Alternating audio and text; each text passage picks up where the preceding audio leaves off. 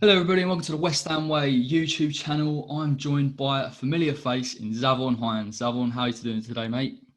Yeah, I'm good, thank you. Thanks for having me, man.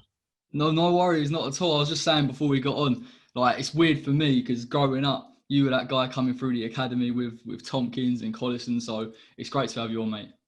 Nah, no problem. It feels like a long time ago, but yeah. No, time flies, time flies. So, first and foremost, you came through the West Ham Academy, the famed Academy of Football. What was it like coming through? Were you aware of that kind of history of the club and the players that had come through previously? Um, yeah, I was always aware because obviously the club makes you know what type of players and the type of characters that's come through the academy. And for me, it was good because as a young kid, you need guidance. You need someone to look up to, kind of thing, to see who's actually done it. And we had I had like Nobes ahead of me. That was in the first team from like 17, I think. So for me, that was good to see. So as a young kid coming through, it was just always good to have certain players that I've watched from when I was younger, especially like Defoe, Rio Ferdinand, Lampard and Carrick. Obviously, those are the main ones that always get highlighted. Even Joe Cole at one point, I Yeah. thought it was outstanding. So what was it like? Like, were you sort of around when you're around those players and you're at the club? Are you invited into like certain training sessions? Do you sort of like mingle with them, or is it kept quite separate? Well, I'm not that old. I weren't with like Joe Cole No, not quite.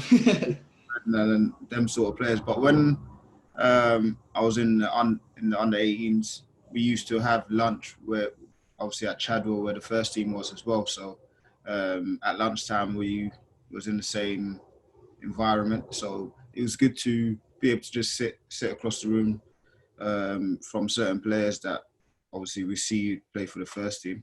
But also it's good to see how they act off the pitch. Yeah, Um, yeah. and for me personally, it was good because even footballers get branded a certain way off the pitch, and a lot of times that's not the case. So it was good to see that from myself. Did you ever look at a player and think, I kind of want to model my game on them, or like who were your role models kind of around that time? At West Ham or in Yeah. general. Well, no, I was thinking as I was saying it, possibly at West Ham, but maybe there was another player around that you thought I'd like to play very similar to him, or Um, to be fair, at that time when I was coming through at West Ham, I didn't really think there was any wingers uh, like mm, like me as such. There was wingers. We had like Matty Everton, mm. um, but he was quite a bit different to me, I think. Um, so I'm not really too sure. At West Ham, I just. But to be fair, when I was coming through, I was playing as a striker, so it was a bit different. Yeah. I was about to say, mate. Like, obviously, watching a couple of your highlights the other day, you see you kind of sometimes you're on the wing, and then sometimes you sort of played up front. I mean, you could kind of play both roles. Yeah, so when I was coming through the academy, it was the formation was 4-4-2, and a lot of times I was playing in the two up top. So in my under 16 year when I first signed that season, I was playing up front and I scored like 20 something goals in under 16. So obviously that was my first ever time in an academy. Mm. Before that, I've never been in an academy, so obviously that was good for me. Then once I got into the under 18s, obviously I had like second years ahead of me, so it took a little time to get into the team. Um, but it was still 4-4-2. So, but once I got into the reserves and near the first team, it was 4-3-3, and that's when Zola came in, and the formation was a bit different. So obviously we had to learn a little bit tactically the game a little bit differently. But it was the same principles, Yeah. same principles. It weren't nothing different. And but where because I was athletic and I had a bit of pace to me. I could play on the left, I could play on the right, I could play central. Centrals weren't my first choice because I weren't a typical target man. Not like Um, Coley. no, not like Coley. Coley, I used to try feed off Coley, which helped me a lot. So I loved I love playing on the left and or the right. To be fair, so it was good for me to learn both formation, but also both position. So when you're going through those levels, you're going to the 18s and the reserves. What are the biggest differences? Is it physicality? Is it maybe technical ability? I think the higher you go, the technical ability is at a different level. But I think the main thing was the tempo. The tempo of the game was a lot higher. Obviously, you're playing with players that's at your level or just below sometimes in like the 18s or the reserves. But once you get to the first team level, playing in the Premier League, the tempo every year gets higher and higher. But then, I'm also playing with better players as well. So technically, I have to be sound. Physicality-wise as well, I weren't the biggest, but I had to be able to use my body in a certain way that to protect the ball and not to give away the ball easily because it takes a long time to get it back. So I think the tempo was the main thing, and physicality-wise as well. But then obviously it comes. The more I've trained with the first team and I played with the first team, technically, I got better and better as well. Yeah, and obviously you come through at a time very similar to Stanislas, James Tompkins, James Colliton, like all those types of players. What are your memories of playing with them sort of coming through the academy? We was all in the same youth team. So for me, I knew how they play. So so at the time when we all came through, it was good because we all know each other. So, when you're going into a first team environment and you're the only young kid, it's a bit nerve wracking. But because they've already made their debut and they was already in and around the first team, so to adapt and to feel like myself, it was good to have them to bounce off because they know me as a player. But then we also had like good first team players as well, that every youngsters that came through or came in to the squad or in training, it was always encouraging. They always tried to help as much as possible. One of my biggest helper at the time was like Luis Belmonte. And he used to just look after the youngsters all the time, just to encourage. But then at the same time, he will kick us. So which is good because he gets us ready for what's to come, kind of thing. So I used to love him. Coley, Anton, Marlon, the normal ones. They Nobes always looked out for us as well. So it was good. It was good for me because I weren't in a first team environment where there was a lot of cocky and arrogant players. So it was good for me. Yeah, like even as a fan, mate, to be fair, like around that time, obviously we had Ginge and Nobes and all those types of players, real kind of leaders, but you could tell they sort of understood the ethos of the club. And obviously one big part of that is the academy players coming through. And as a fan, it was an exciting time seeing the likes of you, Junior, all those types of players coming through and seeing how you kind of impact on the first team. Yeah, definitely. And to be fair, I kind of forgot about Ginge and Gabs. That's what I said. There was a good core of players that actually looked out for the youngsters, and it made it a lot easier for the likes of myself and Junior and Jack to adapt and to be able to take our opportunity that we got. Yeah. And obviously, sort of not long after that, you made your debut against Macclesfield and you scored, mate. So, I mean, first and foremost, making your debut for the club that you've come through the academy with, and obviously at Upton Park. What's it like sort of before the game? Are you nervous? Are you excited? It was like an excitement nerve kind of thing. Obviously, I was nervous because I wanted to, but it was a nerve that didn't make me freeze kind of thing. I was just excited I was just hoping that I'll get on, full stop. Obviously, I was on the bench and I didn't really know if I'll get on. When you're young, you're just thinking, I hope I get on kind of thing. So when I did get on, obviously I was buzzing. And then once I got on and then I scored after the game, I was delighted, but I was just thinking about the times before and what I had to go through to get here, which like mentally made me have a lot more belief in myself because there's a lot of things that went on before that probably kind of made me doubt if I would ever get the opportunity to actually even play, more or less score. So once that happened, obviously, like, Yeah, I was just buzzing. Like, I was just a kid, innit? Like I don't know. It's hard to explain. Like the Yeah, I feeling. imagine. Yeah, it's different. I can't get into that mindset, but for you, it I must know. be like. And I've been asked this so many times about how did it feel. I can't tell you. Like Yeah. it's a feeling that's unexplainable. Mm, That you have to be in it to believe it or to understand it. mm.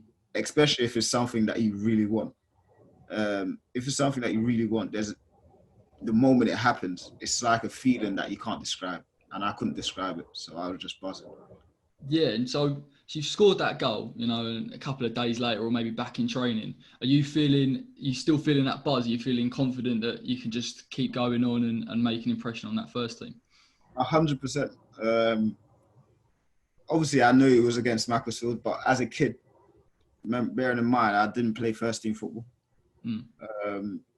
And then I came on and scored. That the confidence that it gave me at the time just went sky high because I just wanted to be able to. I just wanted to train more and more, and I just wanted to be around the first team as much as possible. And because I had a little taste of what it feels like to actually play in the first team and score, even though it was a cup game against a lower league team, I just wanted more of it. Yeah. So I was going to do whatever it takes to get at least a little bit more of it to stamp my authority. And obviously around that time, you touched on it, Gianfranco Zola come in. He's obviously a massive presence in English football for his time at Chelsea. And you hear so many stories of him in training and doing ridiculous things. I mean, was he that good in training for starters? No, it was unbelievable. Bearing in mind, I can't remember how old he was at the time, but I don't think he was in his 40s. I'm Okay. not sure if he was. I'm not sure. But if he was, he was moving well for his 40s. And he was just, as a person, and he was just infectious, just the way he treated everyone. Everyone wanted to work for him, and just how he was around the training ground, like on the pitch, off the pitch, and how when he even used to join in, like he was playing like he was a player.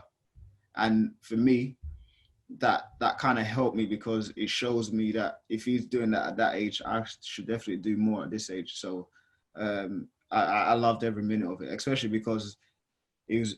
I'm not a Chelsea fan, but obviously I used to watch him when I was younger, and I know certain things that he used to do to defenders. So it was inspiring to me to see that he's doing that at that age. And I mean, obviously, you know, we can tell from the teams a lot of the youngsters come through like yourself. But what was he like with you? Did he do anything different with the youth team players, or did he just look for a kind of you all to be involved in the first team and give you that experience in training? He did try to improve us all. I think he takes a similar thought process to better in every individual. So we used to do like individual stuff before and after training, and he took pride in that. So I used to do a little bit of work with him as an attacker, whether it's finishing, crossing, whatever it is. So little things like that he took pride in, which was effective for the team in the long run because we know if I do my job properly and I'm able to deliver and to finish opportunities, then it's effective for the team. So he was always good with us, and he always told us the truth. And for me, I could respect that more than anything because in football, there's not a lot of truth sometimes. So so when I think back on it, him telling me the truth, whether it's I didn't play well or whether I played well or whether I should have done better in certain areas, I could appreciate that. And he was always, like I said, he was always honest. Yeah. But then he was genuine as well, if you know what I mean. So it's like his honesty weren't malicious, even if it's a bad thing. It was never ever malicious. It was always encouraging to do better. And as a young kid, I always wanted to do better for him and for myself, obviously. Yeah, and do you know what? Like when I look back at that time as a fan, like the way that obviously the style of play completely changed for us. You know, it was attacking football, it's free flowing. Obviously, that would have been enjoyable to have been around. You know, Yeah. what were the other sort of key differences between obviously when Kirbishley was manager and then Zola come in? It's hard to compare, to be fair, because I weren't in the first team as much with Purposely, so I weren't training with them a lot. I trained with them now and again, whereas with Zola it was a bit more often. So I weren't in certain meetings with Purposely. So it's a bit hard for me to compare. But from Zola's point of view, he just wanted us to express as much as possible within a framework, which was new to me. Not new to me, but I was learning every single day. I was learning something different every single day. So within my position, sometimes as a kid, you think that you need to be on the ball to be effective. So I learned times that I don't need to be on the ball to be effective. So a lot of times I've won like penalties for the first team by running in behind and things like that. So that was effective for the team, not just me. So he even though he wanted to play, there was a purpose to play, if you know what I mean. He weren't just passing for the sake of it. Yeah. And then at times, obviously, we could have done a lot better in a lot of games, but obviously we had a young team at the time, and it was just good experience for myself. Yeah. I mean, it's pretty cool thinking about it now. Obviously, you as a striker / winger, or Zola in that striker position, he must have given you quite a few sort of tips, and like you say, worked with you a little bit to kind of sort of improve your game in areas and give you a few bits of advice. Yeah, he did. To be fair, we done that most trainer session, whether it's during the session or after the session. It was good for me as well. Not only me, but like all the other strikers. He done it with Coley. He done it with Franco at the time. Yeah. Who else? Junior.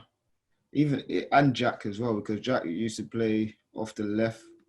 Yeah, he did, yeah. He done it with all of us. And he was big on trying to improve us as individuals, which really helped the team over a period of time. So I want to talk about some of your sort of big games that you've been involved in at West Ham and some of the things that I remember. Obviously, that 3-1 win against Millwall is a huge fixture for West Ham fans, and we look at it quite fondly. I mean, what is it like to play in that atmosphere? Because it's got to be so hostile. How do you, as a player, try and switch off from what's going on around you and try and just focus on your game? You can't really.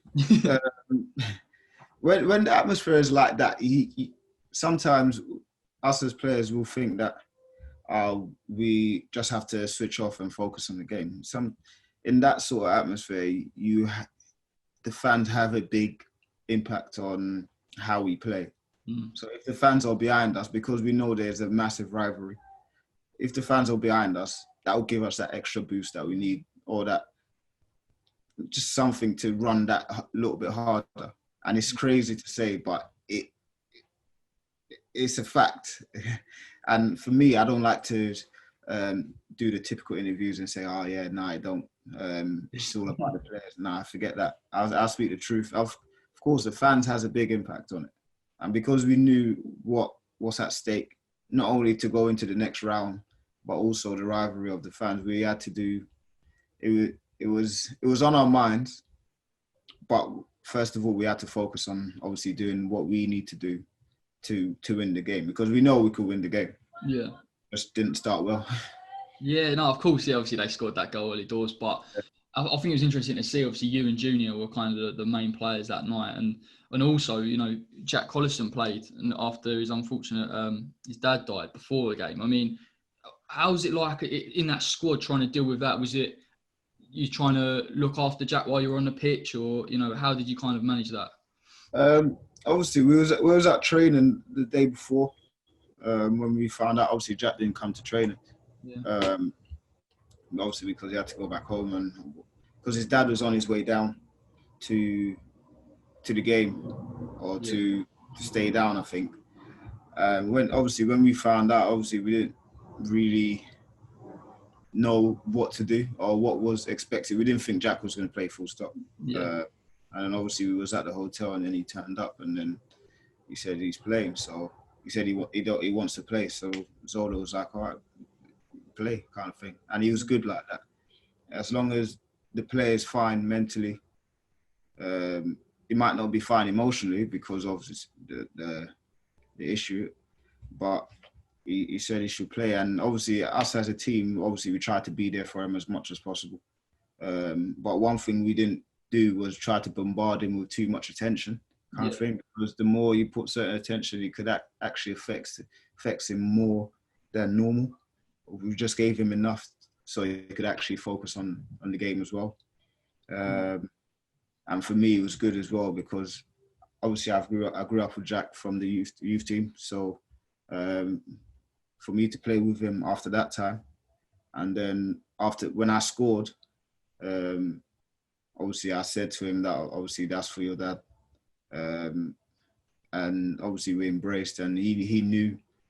Obviously I know his dad as well, so obviously we had that bond of connection from a young age.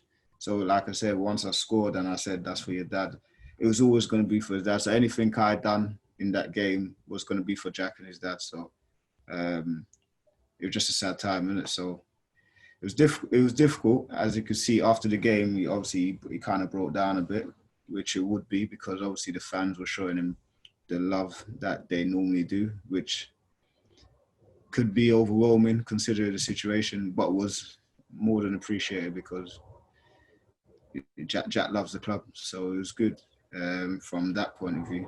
It was just tough in general. Yeah, of course, mate. Yeah, it must have been really, really difficult for him. I think the thing is with Jack, like just from seeing him over his career at West Ham, he did a lot of times in situations where maybe, he didn't have to play. He kind of did, obviously, latter end of his career with his knee. He still kept on, the odd game and would still turn up, and it's sort of testament to his character.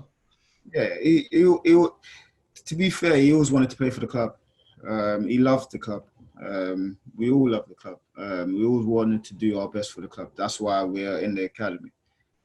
Because when Jack came to West Ham from a younger age, he had opportunities to go to other clubs as well. But he wanted to be at West Ham. So we all love the club and we all wanted to do our best for the club. So even when we're in pain, we'll still try to play. Not only the club, but we love the sport. We love football. So the more that we're in, whether it's injuries or suspension, the more that we're off the pitch, the more frustrated we get. So we just love the sport and the clubs. I've always said that if it weren't for West Ham, I wouldn't know where I'll be. Right. Yeah. Football's such a massive, brings so many people together from different backgrounds and everything like that. That's why, it's particularly at West Ham, it's like family, isn't it? Do you know what I mean? It's like when you're in that family, that's it. You're not going anywhere. 100%. And like I said, the feeling that I got from I remember my first start in the Premier League was first game. It was a Tottenham at Upton Park. And when I came on, like that feeling there was I can't explain it. Like I loved every minute of it. I think we lost the game though, but on a personal point of view, just coming on and just hearing the fans scream, shout, and chant your name or just cheer you on as a kid, that's what you dream of. And that's obviously football now without fans. That's what you miss. Yeah, mate, and they certainly cheered your name more than once when you scored that winner in the 93rd against Villa. I mean, unreal. I mean, in any football game, mate, it doesn't matter whether it's training or whatever, that last minute winner. But to do it at Upton Park, in a game like that, it's just, I bet it was quality. That day, I remember that day I came on against Villa. I was on the bench that day, and I'm always fuming because at that point I wanted to start every single game. Obviously got a lot of energy. I just want to play. So obviously I was on the bench, and then Franco and Coley started up front. But then Coley got an injury in the first half, and obviously I was like, obviously I don't wish not injury on anyone, not at all. So then I was hoping that obviously Franco Zola will put me on, and then I went to warm up, and then Kev Keane called me back to come on, and I was buzzing. Like I came on, and when I say I was buzzing, It was a feeling like I said I was just going to run as much as possible, just going to be a nuisance, just going to enjoy every minute and every moment of it because you don't know what tomorrow holds, kind of thing. I tried to play every game as if it's my last. Yeah. So then I came on and I think they was winning 1-0. Yeah. They was winning 1-0, and then I came on and I won a penalty. When I was talking to you about running in behind, that was one of the things. So I ran in behind, and I can't remember who took me down, and then Nope scored. But then the winning goal, it was crazy because I saw Scotty driving into the box with it, and I didn't think he was going to pass it to me. But for me, as a player, I was with Scotty. You got to expect the unexpected. He's so he could do certain things that you wouldn't think a normal centre midfielder would do, like outside of the flick with the ball or chop back. He was good at manipulating the ball as a centre midfielder. Yeah. And when I saw him driving, he had like 2 or 3 players around him. And then I had another 2 or 3 players around me. So I'm thinking that there's no way I'm going to get the ball. There's no way. But obviously I was just always on my toes. And then when it came to me, when I controlled it, I can't even remember how I controlled it, but I can't even remember. I just got it off so quick. When I watched it back, the split moment between me controlling it and finishing it, I can't really remember that. Yeah. And then what I could remember is just the ball going past Brad Friedel's hands. And then that day I was finished. I was just buzzing. That feeling there, that's that feeling there I was talking about. Yeah. That was more than my first goal in that debut. Really? Because that was last minute. There was a lot on it because we was quite close to the bottom 3.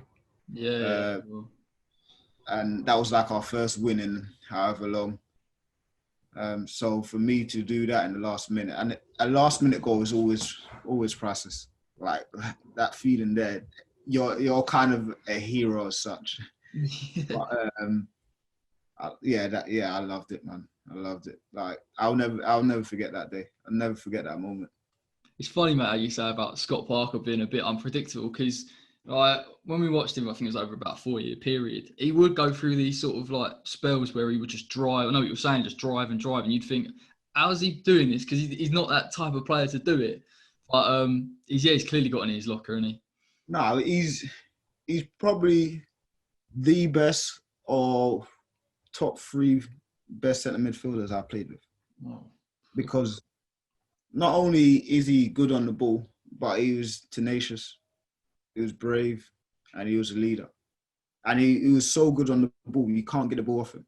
I remember at times in training where I'm thinking, I've won it here, and he would chop it that way, and then he would chop it this way. I'm thinking, why are you chopping? I'm the winger, I should be chopping. But he's so good at manipulating the ball, moving the ball, and shielding the ball, putting his body between the ball and that. But then he's a good passer as well. And he was one of the ones that kind of helped the youngsters, especially off the pitch. Like he was always talking to us, always bantering with us, made us feel comfortable.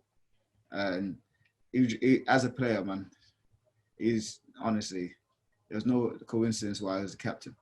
Yeah, like you just hear all the stories, don't you? Obviously, Coley come out and said about, West Brom away and all these type of things and that speech, it's good to hear like he was kind of that leader as we saw him sort of on the pitch as he was in the dressing room and around the place. It's no surprise he's sort of become a manager. You know what with Scotty though? He weren't the most vocal, like he weren't a big talker. Yeah. He was a talker when he's angry. Right. So off the pitch, he's so calm and collected. Like he's such a nice guy. Like he's such a nice guy. And then, but on the pitch, he would demand a lot, which he should do. So he's like two people, one off the pitch, one on the pitch. And the one on the pitch, I loved because that guy there on the pitch, he's the one that will push you and make you do better. And if you don't do better, it will dig you up. But then if you do better, it will praise you. And that's what I loved. What was I've got to ask, what's Nobes like to play with? Like he seems like he likes a bit of a joke here and there. What's he like? Does he bark at you or is he a bit more? Yeah, Nobes bark. Nobes is a barker. He loves it. Like he's similar to Scotty. He's off the pitch. He's not quite, but he's like he loves a little bit of banter. He loves to have that team bonding kind of effect with everyone. He loves to have that. But on the pitch, Nobes is quite calm. But because he's a winner, he likes stuff to be done properly. And like I said, there's no coincidence why he's lasted or why he's the captain now, and he's still playing under so many different managers that the club's had since. So he's a natural winner, man. From reserves to under 18s, he's always been the same, and that's one thing I love about him. He hasn't changed as a person, even though his stature has got higher and risen. He was still the same person, that just loving, caring, and just humble. And for me, that's testament to him as a person. Now, mate, I'm not going to let you go before I've mentioned the Liverpool game. Now, where you gave old Carragher the runaround. I mean, that's got to be one that sticks out for you in your memory, surely. Yeah, it was. That was my first start at Upton Park in the Premier League. So yeah, it was a good time. It was a good time. That day as well, because I got a lot of Liverpool friends. A lot of my friends are Liverpool fans. So, and obviously I was playing against my brother. My brother supports Liverpool as well. Wow. Okay. So, it was just it is a good day, man. It was a good day because it didn't start well for me personally, because I think I was the one that lost the ball when Torres scored, so I was fuming. So I knew I had to do something. Yeah. So it was a good day. Obviously there's a lot of things I could have done better, but I'm just happy I affected the game in some way or shape or form. And as a kid, you dream of playing against teams like Liverpool, Arsenal, United, teams like that. So for me to have a good game against them as a whole, I was excited, delighted, but I was frustrated that we lost. Yeah, no, of course, man. I bet it's a bit gutting when they sort of put a good performance in and it just doesn't work out. But I mean, you're playing against the Liverpool team with Torres, Gerrard, Mascherano. I mean, huge players, mate. I mean, what's it like to play against players like that? For me, how I am as a person, obviously I know who they are, kind of thing. Mascherano, I played with him in the reserves at West Ham. Imagine that. Oh, that's mad. That's crazy. So that was crazy. So obviously I've had interactions with him before. Yeah. But then obviously playing against Torres and Gerrard, and even Glenn Johnson at the time, because that's who I was up against. Yeah, of course. Pepe Reina, so for me it was, I didn't want who they were to get to me. So I showed as much respect as possible, because I know that they're seasoned pros kind of thing. They've been playing at this level for a long time. But how I used to think was, for me to get to that level, I need to either match them or try to match them. And for me, the trying is the important thing. So the trying is the working hard and trying to be able to be effective as much as possible. And I wanted to leave an impression. And for me, you have to leave an impression with anything that you do.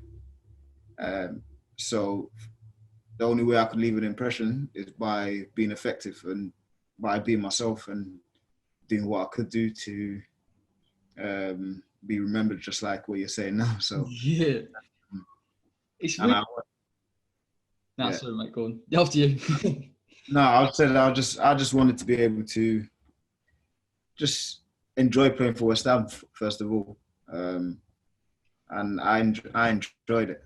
And then I know within myself I like a challenge, so I know if I could get the better of these players, I could get the better of other players as well. Yeah.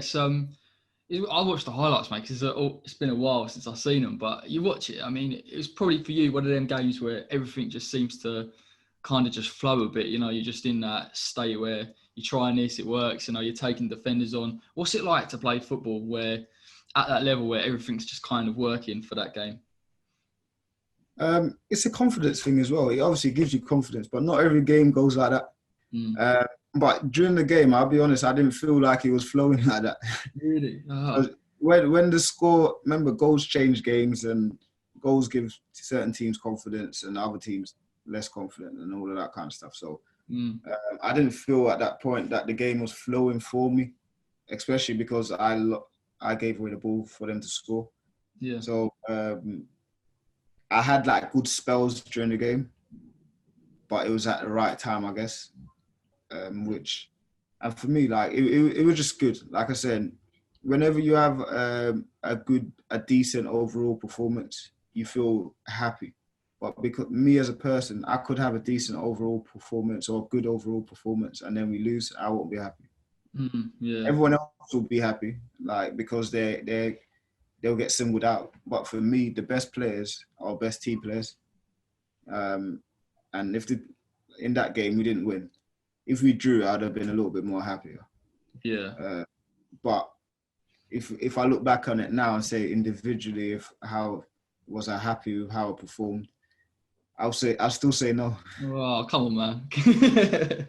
I'll still say no. Everyone will think about it because I just came through the academy and yeah, I can't stop playing against it. But for me, I always had like high standards for myself. Don't get me wrong, I played all right. I played decent, but decent don't last long. Decent players don't last long. So, mate, I mean, to sort of wrap it up, now you're back at West Ham in that capacity as a kind of is it ambassador, coach sort of role, or, you know, you happy to talk about that a bit? Yeah. So last year I was doing the match day ambassador role. Yeah. Just on the match day stuff, which was good for me. So then it was also good to interact with fans and just to be around the place again. Yeah. Then obviously I was also coaching the under 14s, this is something that I'm looking to do going forward, and that was good for me to understand how I am as a coach, and if it's something I actually want to do going forward, because I believe there's a lot that I've got a lot of knowledge about football, and I love the sport, so I watch every type of football from non-league to Premier League, Champions League. So I like being in the sport, I like being in the game, but I also want to be able to help someone reach their dream. And obviously that's being a professional footballer. And the closest thing to that for me is being a coach. And I just like being in the football environment. It's a good feeling. And especially being at West Ham, because I've come through the academy and I know what it takes to get there, and I know what the standards are. I just love every aspect of being around the kids and being able to give them certain advice, and just be sometimes not even to be given advice, it's just to be an ear, because sometimes ex-players think if you come back you should speak a lot. Sometimes you just have to listen, because certain players just want to be listened to, and then you could speak to them about your experience. It's just good to be in and around it, and I love that age group at the minute, even though they think they know it all, but we all do, mate, at that age. We made it already, trust me. But it's good. I enjoy it. There's some good players there in the academy, and as you can see, there's Jamal. He played for the first team. Really impressed with him. Yeah, he's a good player. You probably see more this season. Hopefully, he's a good player. Fingers crossed, mate. I mean, you know, when I heard you were back involved with the setup at West Ham, I really like that as a fan. Like, I like someone that's come through the academy, that's back at the club. Obviously, you've seen Coley sort of kicking around, Marlon Hill, with players like that. I just love it, mate, as a fan, because you know what it's like to play for the club, come through, and obviously you give the kids a bit of advice on how to go about it. Yeah, and to be fair, the club is good like that. They want ex-players to be in and around the academy. Yeah. So the kids could actually see someone that's actually done it. Yeah. And it's good. It's good. The club's morals and what they stand for has always been the same. and there's some good people in and around the club as well. So for me, especially, I'm a fan as well. So I just love being a part of it. Lovely, mate. Well, listen, thank you so much for coming on. It's an absolute pleasure to hear your stories. Obviously, growing up, you coming through, it's a big thing for me. But honestly, mate, cheers. Thank you very much. No problem, man. Anything, anytime. No problem at all. Cheers, mate. All right then, everyone. Thanks for watching, and until next time, take care. Right, man.